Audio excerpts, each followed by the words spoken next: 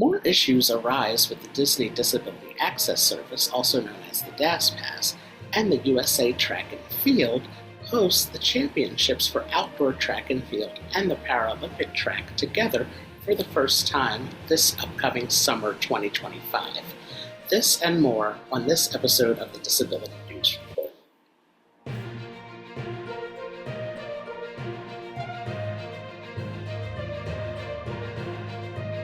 This is the Disability News Report with host Arthur Aston.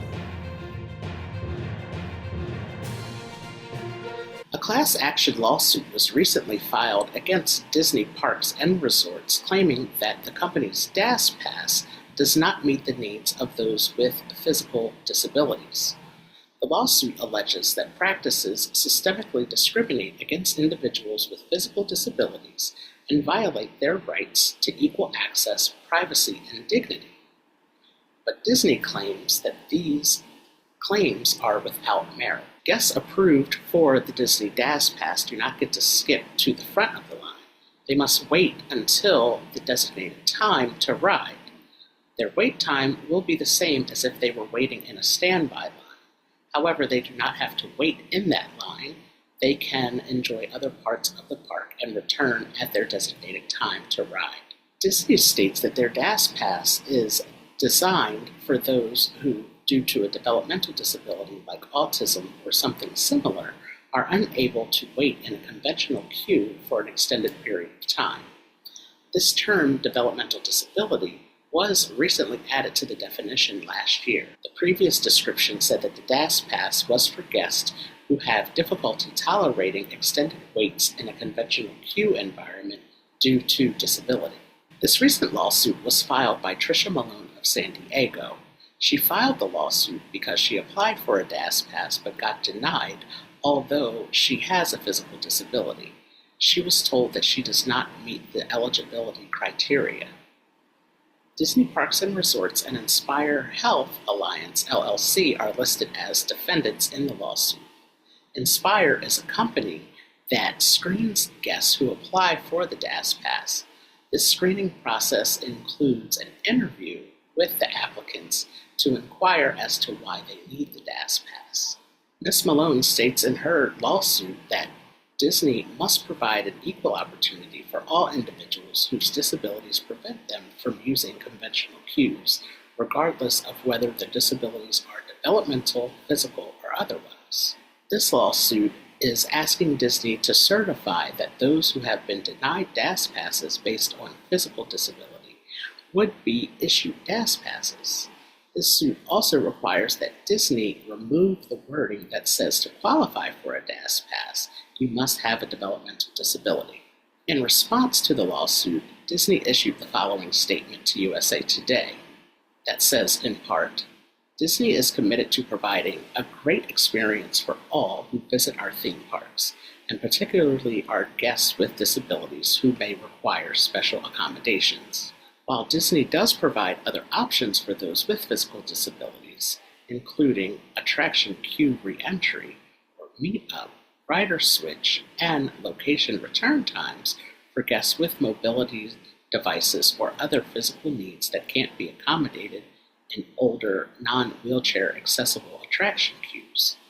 The lawsuit acknowledges that Disney does have other options for those with physical disabilities, including attraction queue re-entry or meet-up, rider switch, and location return times, but the lawsuit claims that these are inadequate for those with mobility devices and other physical disabilities. We will keep you updated on any new developments with this lawsuit against Disney. Our next story is America's history of harm against the disabled can be addressed through reparations, says advocates. This story is from Rutgers University. When we first hear the word reparations, our mind may automatically go to recent conversations we have heard in the news about the United States giving reparations in the form of some type of financial payment compensation to ancestors of those who were enslaved. Lawrence Shallis, a Rutgers Newark professor of disability studies, is asking us to expand on this thought of reparations and apply it to the disability community, a community that has long been discriminated against in the past and even in current times. Shallis says that the first step of addressing harm to the disabled community through reparations is to acknowledge that there have been and continue to be abuses and injustices against the disabled community. And she reminds us that reparations is not always about financial compensation. People with disabilities have long been mistreated by society, being denied the opportunity to buy property, being institutionalized, being sterilized, and even being put to death was not uncommon for people diagnosed with certain disabilities. Presently, people with disabilities are incarcerated at a higher rate than those without disabilities. Shallis suggests that reparations for the disability community can include implementing programs that restore educational opportunities and proper mental health supports to those with disabilities, especially those who have been incarcerated. The professor stresses the importance of having this push for reparations be guided by those within the disability community and not by those doctors or law and policymakers and educators who do not have disabilities. While we are aware that nothing can make up for the way that people with disabilities have been treated in the past, we can acknowledge that these things happened, and we can all hope to work for better treatment of those with disabilities.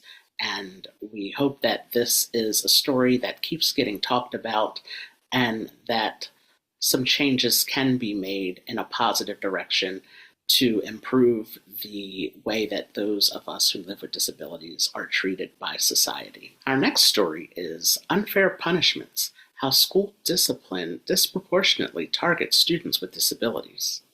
Data from the U.S. Department of Education shows that students with disabilities represent 17% of the total K-12 student enrollment, 24% of students who received one or more in-school suspension, 29% of students who received one or more out-of-school suspensions, and 21% of those who received expulsions. It is believed that school disciplinary actions disproportionately impact those with disabilities because educators do not always effectively address disability-related behaviors with the proper interventions and supports. These behaviors from students often result in students being disciplined. Zero-tolerance policies that a lot of schools have in place require teachers and administrators to impose a specific consequence for certain behaviors. These zero-tolerance policies do not account for certain behaviors of disabled students, behaviors that occur because of their disabilities. An example given in this article is of a deaf student who may not have understood the instruction from their teacher to not leave the room. So, when the student leaves the room, they are disciplined for disobeying the teacher. The article challenges educators to take a look at themselves and identify any implicit biases and stereotypes they may hold against people with disabilities. Administrators and teachers should always have accountability, equity, and inclusion of all students, including those with disabilities, in mind when developing training and professional development programs, revising policies and practices, strengthening legal protections and enforcement, increasing resources and support, promoting an inclusive school culture, and data collection and transparency. Our final story is USA Track and Field announces historic 2025 USATF Para National Championships. USA Track and Field, also known as USATF, will host the 2025 Para National Championships and the Outdoor Track and Field Championships this summer from July 31st to August 2nd at the University of Oregon.